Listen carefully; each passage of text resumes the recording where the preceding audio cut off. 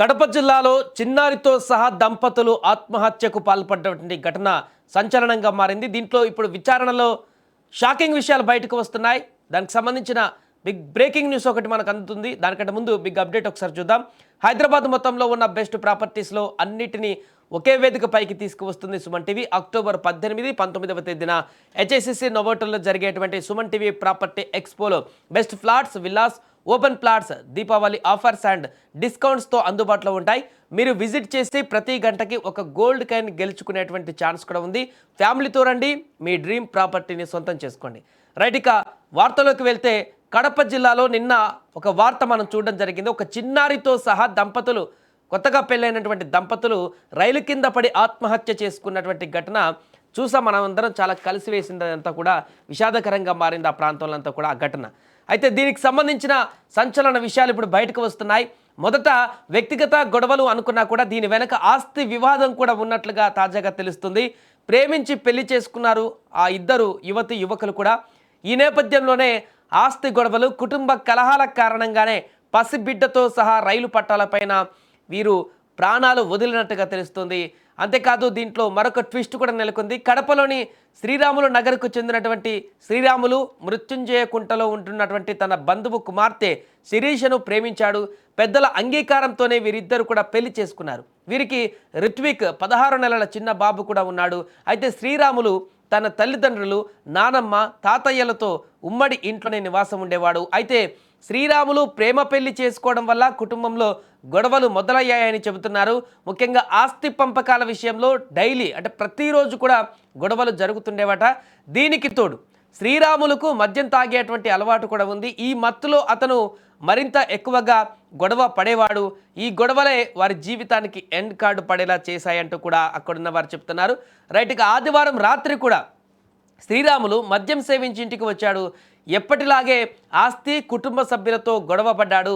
ఈ గొడవ కాస్త పెద్దదైపోయింది. తర్వాత శ్రీరాములు, శిరీష ఇద్దరు కూడా ఆటోలో రైల్వే స్టేషన్కు వెళ్ళిపోయారు. ఇంట్లో జరిగినటువంటి గొడవ తర్వాతనే ఇదంతా చూసిన అతని నానమ్మ వెంకట సుబ్బమ్మ ఒక్కసారిగా భయాందోళనకు గురైంది. కుటుంబంలో జరుగుతున్నటువంటి గొడవలు మనవరాలు చేసిన ఈ పనికి తట్టుకోలేకపోయారు. ఆమెకు వెంటనే గుండెపోటు వచ్చి ఇంట్లోనే అక్కడికక్కడే మరణించారు. అయితే ఈ రైలు పట్టాల వద్దకు వెళ్ళి దంపతులు చిన్నారితో సహా ఆత్మహత్య చేసుకోవడానికి ముందే వారి యొక్క నానమ్మ ఆల్రెడీ అంటే అంతకుముందే ఇంట్లో గొడవలయ్యాయి కాబట్టి, గొడవల్లో తీవ్రమైనటువంటి ఉద్రిక్త పరిస్థితులు ఏర్పడ్డాయి కాబట్టి ఆ యొక్క గొడవలే మనస్తాపానికి గురి చేసి వాళ్ళ నానమ్మను గుండెపోటు వచ్చి మరణించేలాగా చేసింది. వీరు ఆత్మహత్యకు పాల్పడడానికి ముందే అక్కడికి వెళ్ళి ట్రాక్ మీదకి వెళ్ళి ఆత్మహత్యకు పాల్పడడానికి ముందే అక్కడ ఇంట్లో నానమ్మ గుండెపోటుతో ఈ యొక్క గొడవల కారణంగా చనిపోయింది. ఆ వెంటనే క్షణాల్లోనే వీరు కూడా అక్కడికి వెళ్ళి ఆత్మహత్యకు పాల్పడ్డారు రైల్వే ట్రాక్ పైన. ఇక నానమ్మ విషయం తెలియనటువంటి శ్రీరాములు, శిరీష తమ చిన్నారి రిత్విక్తో కలిసి రాత్రి 10:30 కడప రైల్వే స్టేషన్కు చేరుకున్నారు. 3వ ట్రాక్ పైన నిలబడి అటుగా వస్తున్నటువంటి గూడ్స్ రైలు కింద పడి ఆత్మహత్యకు పాల్పడ్డారు.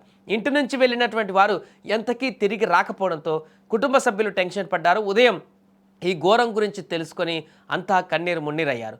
ప్రేమ పెళ్లి చేసుకొని ఆస్తి గొడవలు తట్టుకోలేక ఒక క్షణికావేశంతో తీసుకున్నటువంటి ఈ రాంగ్ డిసిజన్ వారిద్దరి ప్రాణాలు తీయడమే కాకుండా అభం శుభం తెలియనటువంటి ఆ చిన్నారి ప్రాణాన్ని కూడా బలికొంది.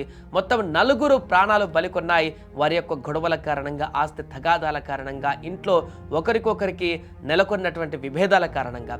ఇలాంటి పరిస్థితులలో ఒకే కుటుంబానికి చెందినటువంటి 4 ఒకే రోజు ఒకే సమయంలో చనిపోవడం అనేది చాలా దిగ్భ్రాంతికి గురి చేసేటువంటి అంశంగా మారింది. అక్కడ ఉన్నటువంటి స్థానికులందరినీ కూడా కన్నీటి పర్యాంతానికి గురి చేస్తుంది. ఎన్ని గొడవలు ఉన్నా, ఎన్ని ఆస్తి తగాదాలు ఉన్నా కూడా అవి సద్దుమణుగుతాయి. కూర్చొని మాట్లాడుకుంటే సెటిల్ అయిపోతాయి. 4 పిలిపించి మాట్లాడుకుంటే దానికి ఒక పరిష్కారం దొరుకుతుంది. కానీ అలాంటి పరిష్కారం కంటే ముందే క్షణికావేశం అనేటువంటి ఒక ఈగో ఇది ప్రాణాలన్నీ ఏ రకంగా బలి తీస్తుందనే దానికి మరొక ఉదాహరణగా వీరి యొక్క మరణాలు మనకు కనిపిస్తున్నాయి.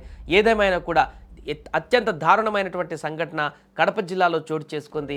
ఎవరు ఊహించినటువంటి విధంగా ఒక కుటుంబం మొత్తం కూడా చిన్నాభిన్నం అయిపోయింది. దంపతులతో పాటు అభం శుభం తెలియని ఒక చిన్నారితో పాటు వారి నానమ్మ వృద్ధురాలు ఆమె కూడా మరణించడం అనేది ఇప్పుడు అక్కడున్న వారందరినీ కూడా శోక సంద్రంలోకి ముంచుతుంది.